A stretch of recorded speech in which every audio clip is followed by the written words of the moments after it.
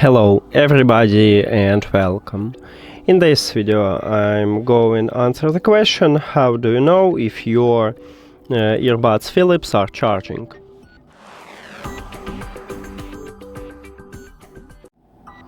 So if you want to check it for the charging case, you need to connect charging case to the power. At the back side we have USB-C port. You need to connect USB-C cable at this port. And if you see the LED light on the front side, meaning that your charging case are charging. If you want to check it for the earbuds, you need to put your earbud to the charging case, and right here you will see the LED light. You see the white, meaning that your earbuds start charging. The same for the left earbud, now we see it.